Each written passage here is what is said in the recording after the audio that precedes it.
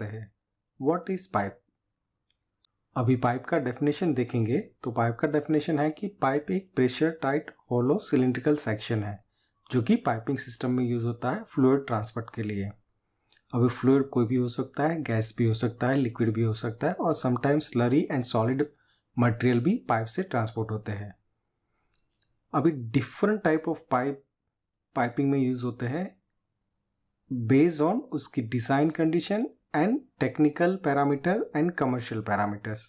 इसका क्या मतलब हो गया कि हाई प्रेशर सर्विसेज के लिए, लो प्रेशर यूटिलिटी सर्विसेज के लिए, ये सारी चीज़ मतलब क्या टेम्परेचर है, क्या प्रेशर है, ये सारी चीज़ मिलके कौन सा पाइप यूज़ करना है वो डिसाइड करते हैं।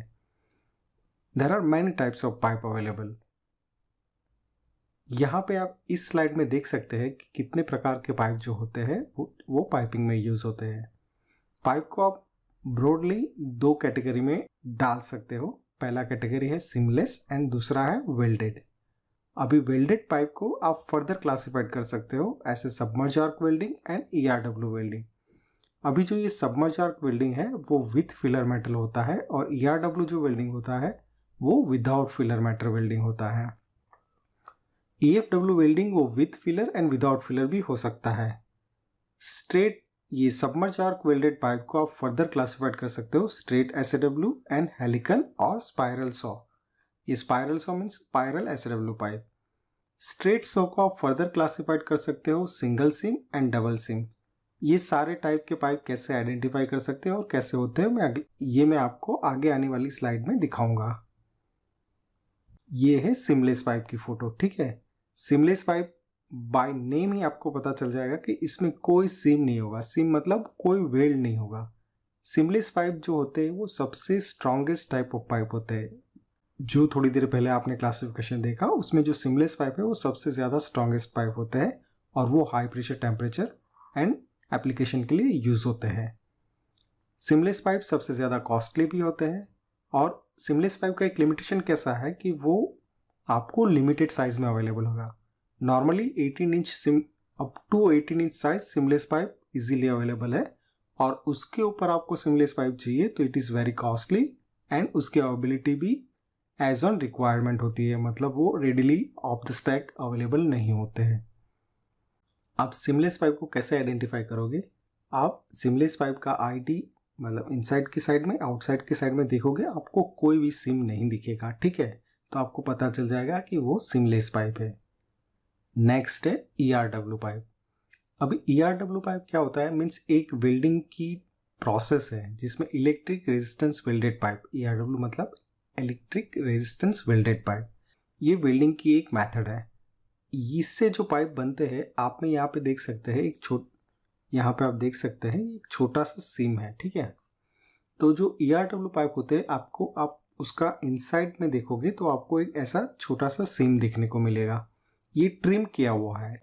अगर ट्रिम नहीं करते तो ये सीम यहाँ पे फ्लश मेटल दूसरा भी मेटल रहता तो आपको इजीली पता चल जाएगा कि ERW पाइप है। यहाँ पे मैं आपको एक चीज़ दिखाना चाहूँगा कि ये देखिए ये इनसाइड सिम है, ठीक है। बट इसको आप आउटसाइड में देखोगे तो आपको बिल्कुल ही पता नहीं चलेगा। अगर ये क्लीन है तो आपको यहाँ पे एक स्ट्रेट लाइन जैसा दिखेगा, अदरवाइज ये रस्ट हो चुका है तो आप उसको आइडेंटिफाई करना मुश्किल हो जाएगा आउटसाइड से। बट आप अंदर देखोगे तो आपको इजीली पता चल जाएगा कि ये ERW पाइप है। नेक्स्ट है EFW पाइप। अभी EFW पाइप में क्या होता है कि उसका अगर ये विदाउट फिलर वेल्डिंग है तो आपने जो ERW पाइप देखा ऐसे ही इनसाइड और आउटसाइड से दिखेगा। EFW means electrical fusion welded pipe. But अगर फिलर मेटल के साथ ये वेल्ड हुआ है तो आपको एक यहाँ पे एक ये हल्का सा सीम दिखेगा, यहाँ पे आप देख सकते हैं। अभी आप ये सीम मतलब विथ मेटल जो वेल्ड करते हैं उसकी वजह से ये आता है। नेक्स्ट है SAW मतलब सबमर्ज आर्क वेल्डेड पाइप। जैसे आपने क्लासिफिकेशन में देखा था, इस जो SAW पाइप होते हैं वो दो टाइप में आते हैं, एक तो हेलिकल सिम या तो स्पाइरल सिम। यहाँ पे आप देखिए ये जो है पाइप वो स्पाइरल, यहाँ पे वेल्ड सिम है, ये जो देख रहे हैं आप ये वेल्ड सिम है, ये स्पाइरल फॉर्म में होता है। तो ये जो स्पाइरल पाइप होते हैं वो नॉर्मली लो प्रेशर एप्लीकेशन के लिए यूज़ होते हैं और इसका एक सबसे बड़ा बेनिफिट क्या है कि आप कोई भी साइज में बना सकते हो। अगर आपको बहुत लार्ज डाया मतलब 1.2 मीटर या तो 2 मीटर डाया तक के जो पाइप होते हैं वो आप सबमर्ज आर्क वेल्डिंग प्रोसेस से बना सकते हो। अभी ये जो नेक्स्ट इमेज है वो स्ट्रेट सिम मतलब स्ट्रेट सॉ SW पाइप का है। यहाँ पे आप देखिए EFW आपने पहले देखा था ना, ये जो SW पाइप का सिम होता है वो EFW पाइप से बड़ा होता है, मोटा होता है। तो आप देखोगे तो आपको पता चल जाएगा कि ये SW पाइप है। एक मोटा सिम रहेगा यहाँ पे और इसके अंदर की साइड में भी आप देखोगे तो आप ऐसा ही सिमिलर मतलब ऐसा बड़ा वाला मोटा सिम आपको अंदर की साइड में भी दिखेगा। तो उससे आपको पता चल जाएगा कि ये जो पाइप है वो SW वेल्डेड पाइप है। अगर डबल सिम रहेगा, अगर आप लार्ज डायमीटर SW पाइप बना रहे हो तो सिंगल प्लेट में आप पूरा पाइप को रोल नहीं कर सकते। उसके लिए क्या होगा कि ये 2 हाफ सेक्शन में बनेगा और यहाँ पे एक सिम है, उसका एक दूसरा सिमिलर सिम यहाँ पे भी आ जाएगा, उसका 180 डिग्री अपोजिट।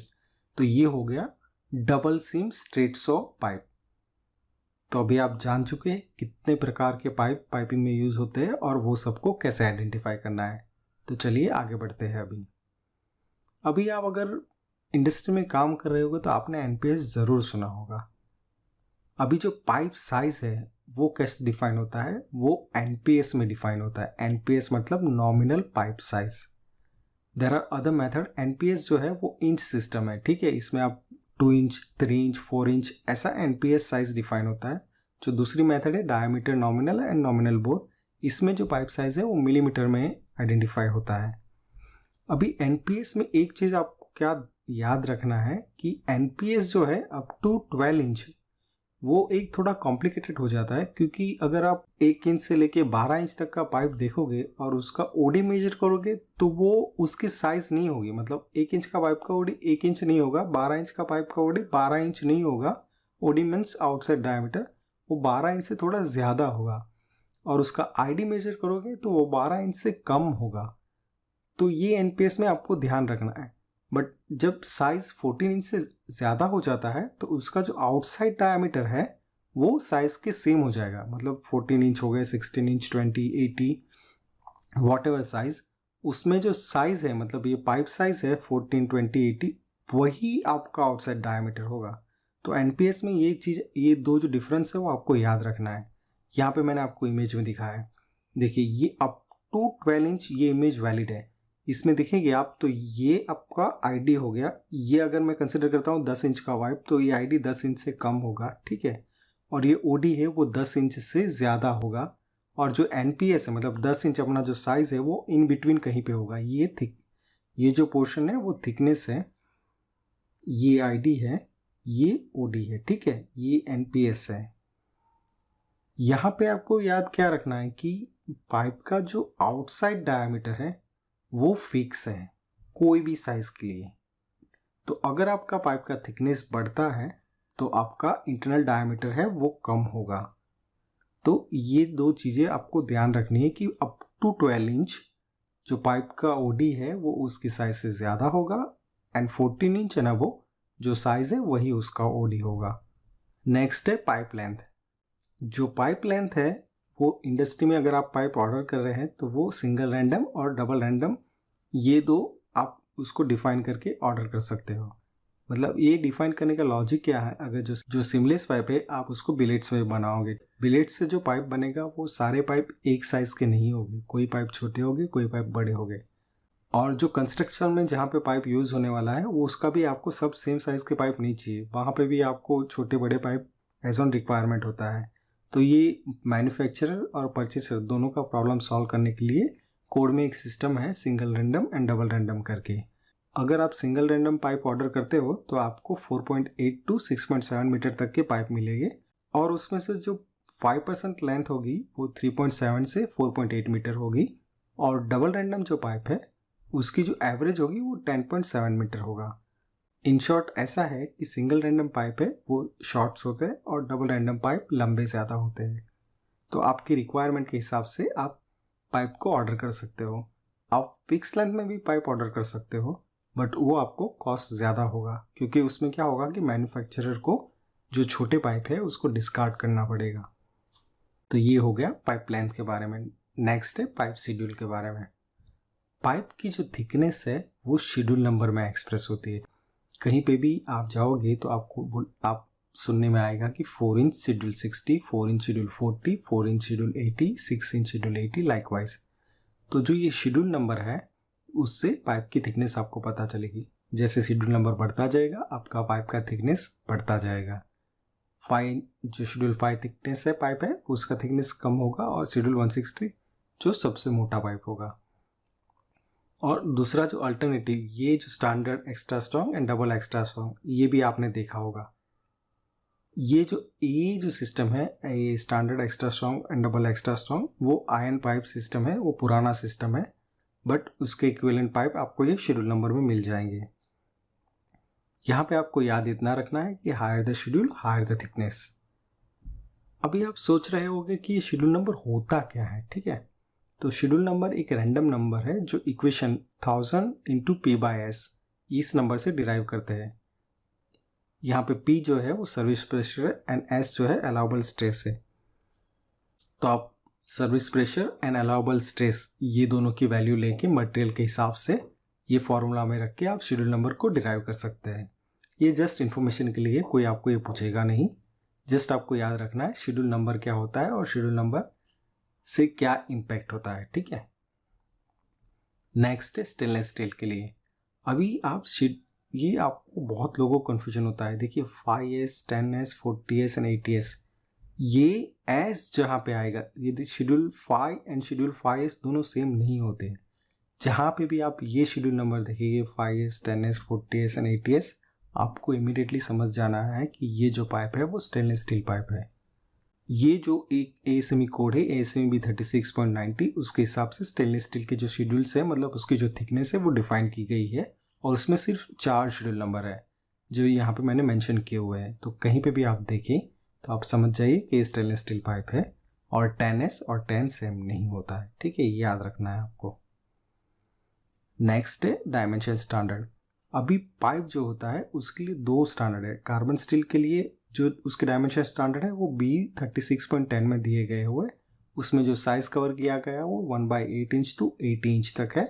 और स्टेनलेस स्टील के जो डायमेंशन है स्टेनलेस स्टील पाइप के लिए वो ASME B36.19 में दिए गए हुए, और ये स्टैंडर्ड जो है वो 1/8 इंच से 30 इंच तक के पाइप के डायमेंशन कवर करता है।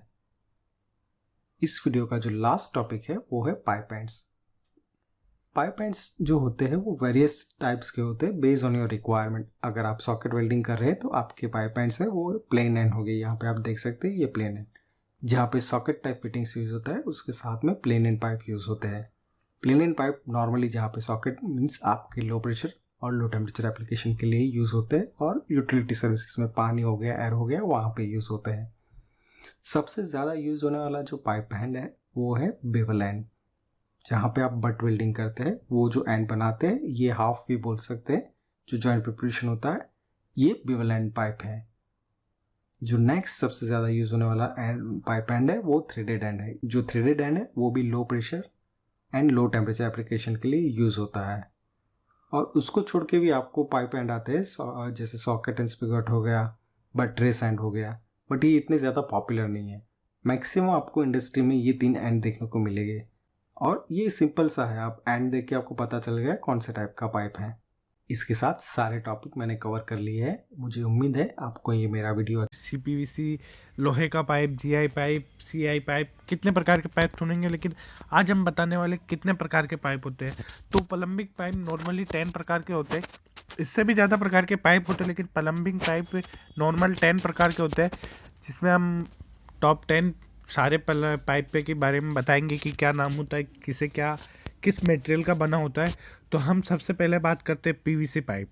PVC पाइप जो प्लास्टिक का पाइप होता है, पॉलीविनाइल क्लोराइड, जिसे हम PVC पाइप बोलते हैं, ये नॉर्मली प्लास्टिक का होता है। आपको इसमें कोई डिफरेंस नहीं देखने को मिलेगा। ये ब्लैक ग्रे कलर नॉर्मल जो 4 इंच के जो पाइप आते हैं अपने घर में, उन्हें PVC पाइप बोलते हैं, जो सीवरेज के लिए यूज़ होता है घर पे। फिर आता है सेकंड नंबर पे CPVC पाइप, जिसका पूरा नाम होता है क्लोराइनेटेड पॉलीविनाइल क्लोराइड।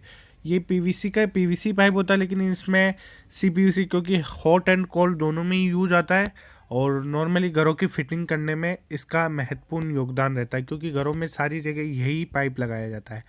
और हम बात करते हैं third number pipe, UPVC pipe, uniplastic polyvinyl carbonate.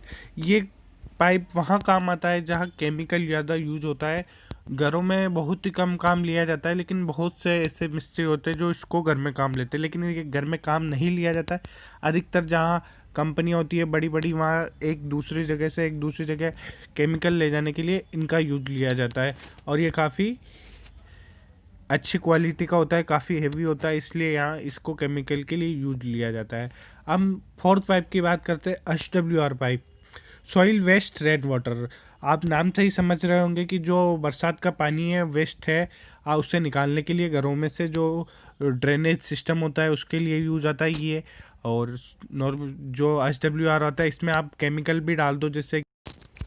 पाँचवें नंबर पे आता है PPR पाइप, पॉलीप्रोलाइटेड रैंडम कोपॉली, जो पाँचवें नंबर पर आता है। इस पाइप का यूज़ अब नहीं रहा है बिल्कुल, क्योंकि ये गर्म करके मशीन द्वारा चिपकाया जाता है, और इसका कारण ये है क्योंकि CPVC और UPVC पाइप में डायरेक्ट सॉल्वेंट लगा के चिपकाया जाता, और इसके एक मशीन आती थी उसके द्वारा इसको गर्म करके एल्बो टी सॉकेट द्वारा चिपकाया जाता था, इसलिए इसका कार्य बंद हो चुका है, ये पुराना भी हो चुका है। और इसके बाद आता है छठे नंबर पे कॉपर प्लम्बिंग पाइप, जिसका use copper hot and cold दोनों ही यूज में घरों में इनका यूज़ लिया जाता है, जिसमें आप गर्म पानी भी चला सकते हो और ठंडा पानी भी चला सकते हो। लेकिन इनका उपयोग फैक्ट्रियों में ज़्यादा होता है, क्योंकि वहाँ बहुत ही हॉट एंड कोल्ड दोनों पानी एनी टाइम आते जाते रहते हैं, इसलिए वहाँ सबसे ज़्यादा इसका कॉपर प्लम्बिंग पाइप का यूज़ होता है। उसके बाद आता है सातवें नंबर पे GI pipe, global night iron, जो कास्ट आयरन नहीं होता है, ये ओनली आयरन होता है, जिसमें हम लोहे का पाइप बोलते हैं, जिसे GI पाइप बोलते हैं, वो होता है GI पाइप, लोहे का पाइप। और उसके बाद आता है आठवें नंबर पे CI pipe, cast iron pipe, जो कोस्ट द्वारा बनाया जाता है, लेकिन इसका भी उपयोग काफ़ी कम होने लग गया है। GI और CI पाइप का दोनों का उपयोग बिल्कुल कम होने लग गया है, क्योंकि PVC पाइप आने के कारण इन दोनों की मांग कम हो चुकी है।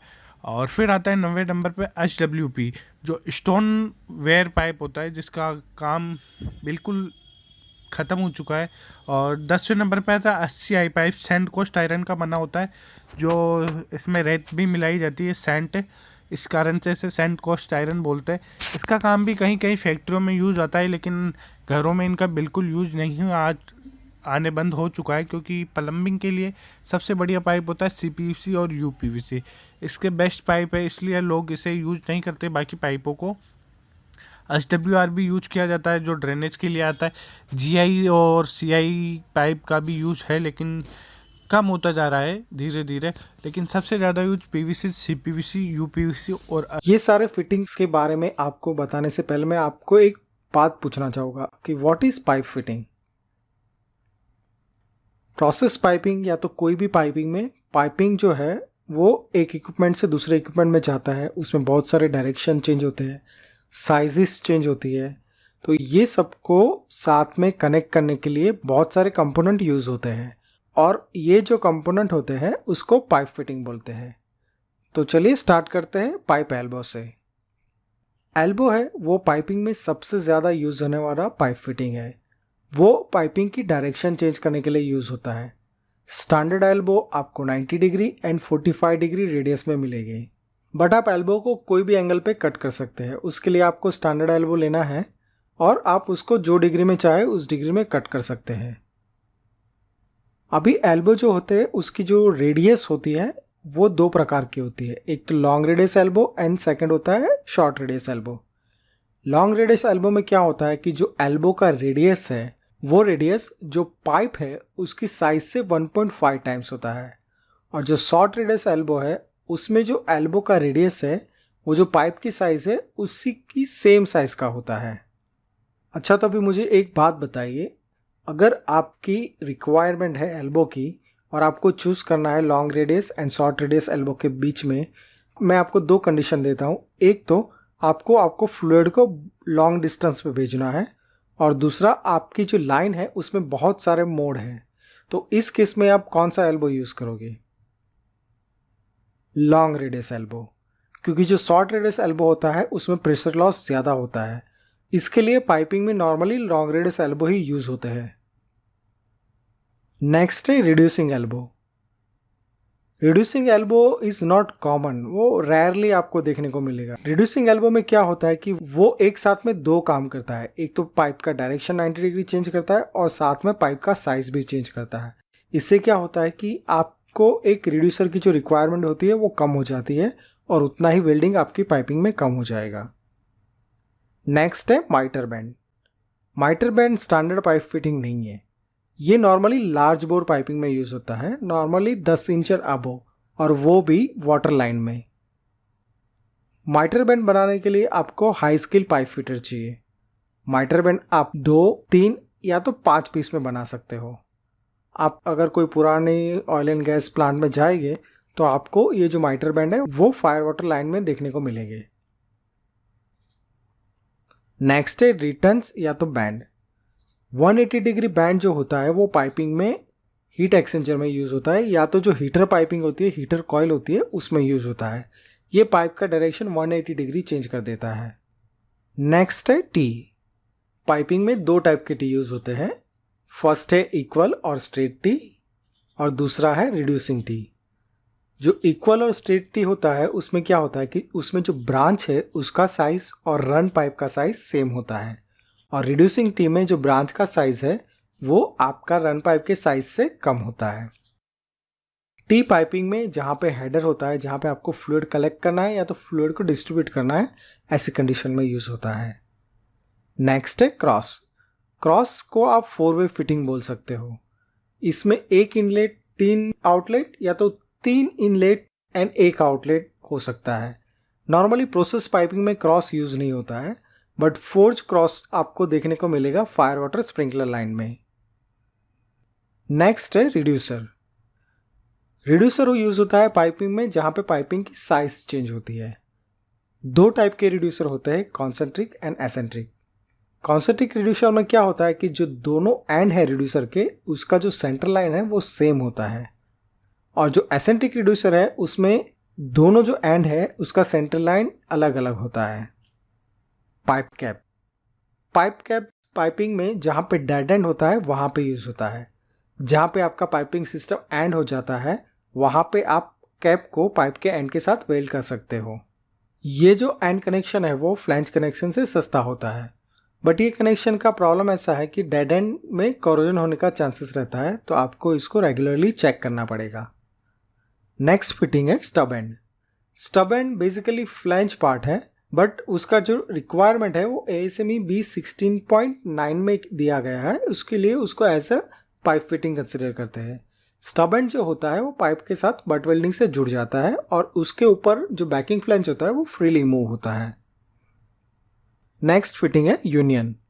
यूनियन है वो एक टाइप का कपलिंग है, वो स्मॉल बोर पाइपिंग में यूज होता है जब जहाँ पे 2 पाइप को कनेक्ट करना होता है। आप डोमेस्टिक पाइपिंग में यूनियन को हर जगह पे देख सकते हो।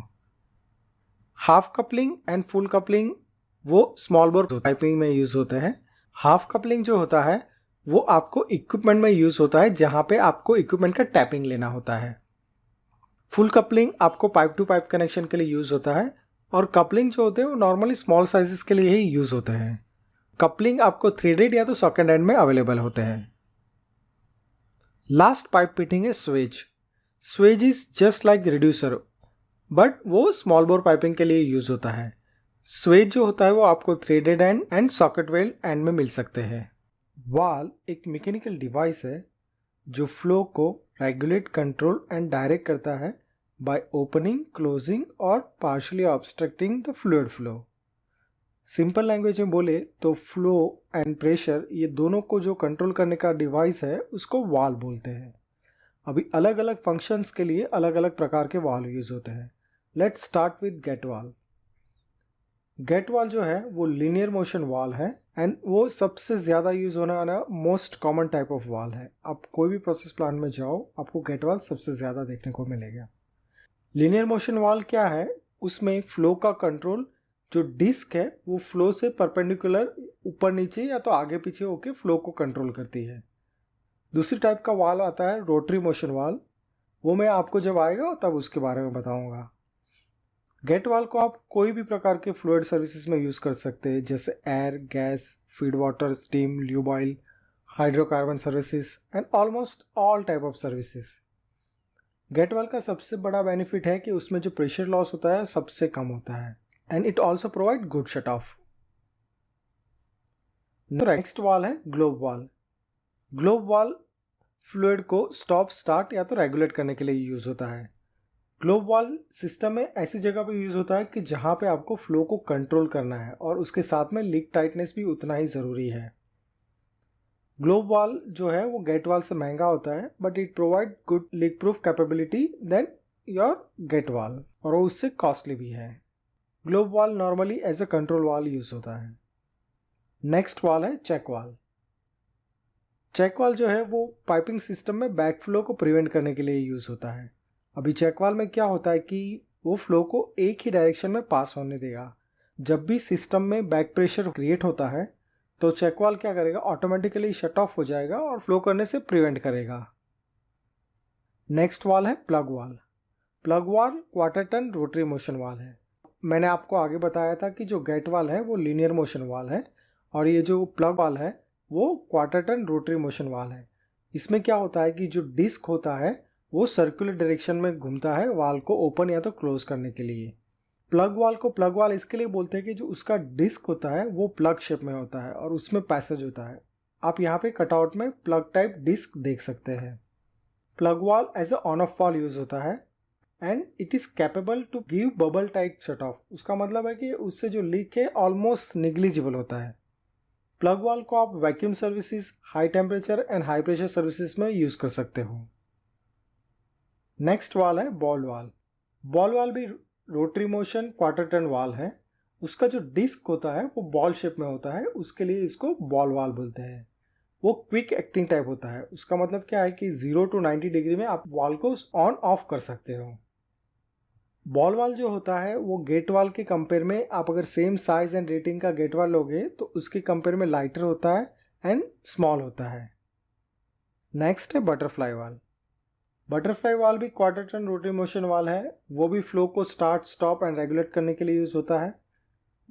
बटरफ्लाई वाल का सबसे बड़ा बेनिफिट है कि उसका जो बॉडी होता है वो थिनेस्ट होता है, तो वो पाइपिंग सिस्टम में सबसे कम स्पेस यूज करता है और उसकी वजह से वो बहुत सारे एप्लीकेशन में यूज होता है। बटरफ्लाई वाल कम्पैक्ट होते हैं, लाइट वेट होते हैं एंड उसको कंसिडरेबली लेस स्पेस चाहिए बाकी कोई भी टाइप के वाल के कंपेयर में। नेक्स्ट है निडल वाल। निडल वाल जो होता है वो सिमिलर टू ग्लोब वाल होता है, बट इसमें सबसे बड़ा डिफरेंस यही है कि जो इसका डिस्क होता है वो नीडल लाइक पॉइंटेड होता है। निडल वाल जो है वो नॉर्मली इंस्ट्रूमेंट में यूज होते हैं जहाँ पे फ्लूइड का कंट्रोल एक्सट्रीमली एक्यूरेट चाहिए और वो स्मॉल डायमीटर पाइपिंग में यूज होता है। नेक्स्ट वाल जो है पिंच वाल। पिंच वाल एकदम सिंपल डिज़ाइन होता है। उसमें एक पिंच ट्यूब होता है और पिंच मैकेनिज्म होता है।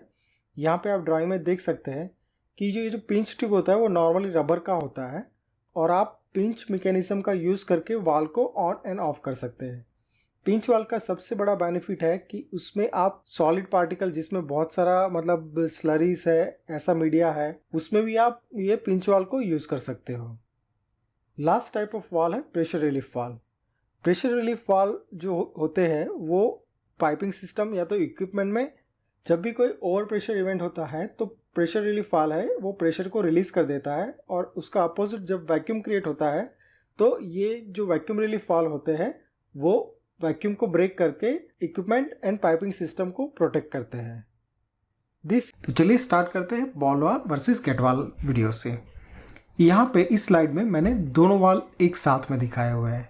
अभी मैं यहाँ पर आपको वो पॉइंट बताने वाला हूँ कि जैसे ही आप ये वाल फील्ड में देखिए आपको पता चल जाएगा कि ये कौन से टाइप का वाल है। यहाँ पे देखिए गेट वाल। तो जो गेट वाल है उसकी बॉडी आप देखिए, ये बॉडी है उसकी, तो आप देखिए कि वर्टिकली लॉन्गर है, ठीक है, और उसके साथ में बॉल वाल देखिए तो ये हॉरिजॉन्टली लॉन्गर है। ऐसा क्यों है कि आप अगर गेट वाल वाला वीडियो देखा होगा तो आपको पता होगा कि जो गेट वाल की डिस्क होती है वो यहाँ पे मूव करती है, ठीक है, वर्टिकली मूव करती है।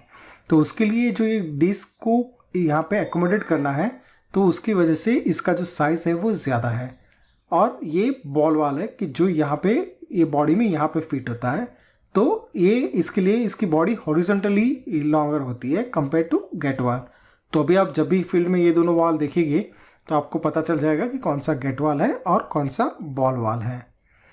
अभी एक चीज़ यहाँ पे मैं और बताना चाहता हूँ कि जो सेम साइज़ का, अगर जैसे आप 150 क्लास का बॉल वाल ले लिया और 150 क्लास का गेट वाल ले लिया, तो जो बॉल वाल होगा वो स्मॉलर होगा साइज में एज कंपेयर टू गेट वाल। यहाँ पे देखिए गेट वाल एंड बॉल वाल दोनों साइड बाय साइड उसका क्रॉस सेक्शन मैंने दिखाया हुआ है। यहाँ पे मैंने बॉडी के बारे में आपको ऑलरेडी एक्सप्लेन किया हुआ है। ये बॉडी, ये जो ग्रे कलर है वो दोनों की बॉडी है, ये वर्टिकल है वेरएज ये हॉरिजॉन्टल है। सेकंड डिफरेंस देखते हैं डिस्क का। यहाँ पे देखिए ये जो डिस्क है ये वेज टाइप डिस्क है, ठीक है, और यहाँ पे स्फेरिकल बॉल है डिस्क में। सेकंड अदर डिफरेंस है ये सीट्स का। यहाँ पे देखिए ये अपस्ट्रीम की सीट, ये अपस्ट्रीम और ये डाउनस्ट्रीम। सिमिलरली यहाँ पे भी अपस्ट्रीम एंड डाउनस्ट्रीम।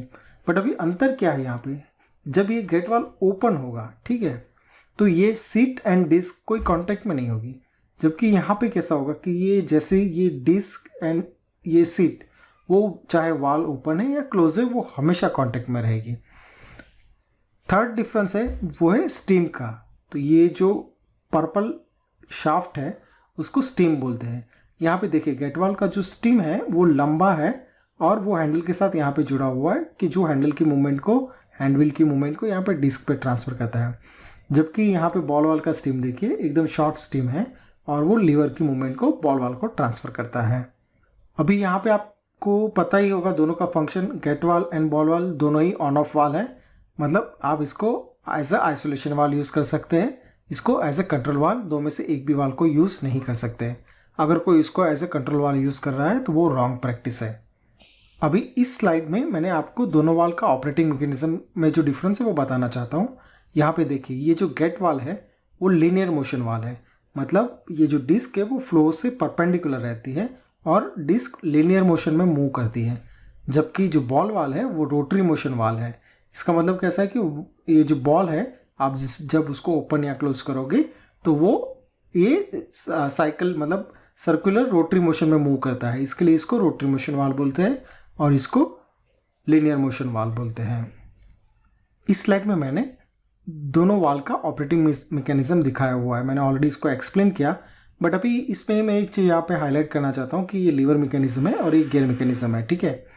तो बॉल वाल स्मॉल साइज़ के रहते हैं, वो लीवर मैकेनिज्म से ऑपरेट होते हैं। लार्जर साइज़ के वाल होते हैं वो गियर मैकेनिज्म से ऑपरेट होते हैं। ये क्विक एक्टिंग टाइप वाल है, वेरेज ये अपना जो बॉल वाल है, ये जो गेट वाल है वो क्विक एक्टिंग नहीं है। इसमें आप लीवर मैकेनिज्म से आप कोई भी वो गेट वाल कभी भी लीवर मैकेनिज्म से ऑपरेट नहीं होता है। उसको आपको हैंडविल से ही ऑपरेट करना पड़ता है और उसको ओपन होने में काफ़ी टाइम लगता है क्योंकि इसको जो डिस्क है उसको पूरा यहाँ से ट्रैवल करना पड़ता है। और जैसे आप हैंडविल ओपन कर मूव करोगे ये जो स्टीम है वो ऊपर होती जाएगी और वाल को ओपन या क्लोज करेगी। जो लार्ज साइज गेट वाल होते हैं उसमें भी गियर मैकेनिज्म होता है जैसे मैंने यहाँ पे दिखाया हुआ है। अभी यहाँ पे जो है मैंने दोनों वाल की सीट मटेरियल दिखाया हुआ है। गेट वाल जो होता है मोस्ट ऑफ द टाइम उसकी जो सीट्स होती है वो मेटालिक सीट ही होती है। जबकि बॉल वाल में क्या होता है कि आपकी जो बॉल वाल की सीट्स होती है वो दोनों टाइप में, मेटालिक एंड नॉन मेटालिक दोनों में अवेलेबल होती है। उसका डिफरेंस होता है कि जहाँ पे आपको ये हाई टेम्परेचर सर्विसेज होती है वहाँ पे आप मेटालिक सीट्स यूज़ करते हैं और नॉर्मल केस में आप ये नॉन मेटालिक सीट यूज़ करते हो। इससे फ़ायदा क्या होता है नॉन मेटालिक सीट से कि आपको जो आइसोलेशन है, पॉजिटिव आइसोलेशन, वो कंपेयर टू मेटल सीट्स अच्छा मिलता है। यहाँ पे मैंने मल्टीपोर्ट बॉल वाल दिखाया हुआ है।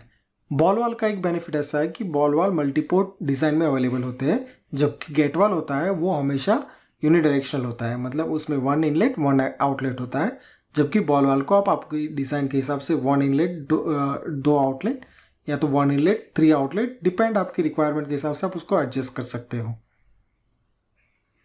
यहाँ पे मैंने ये स्लाइड में गेट वाल एंड बॉल वाल की जो समरीज है वो पूरा जो डिफरेंस है वो समराइज किया हुआ है।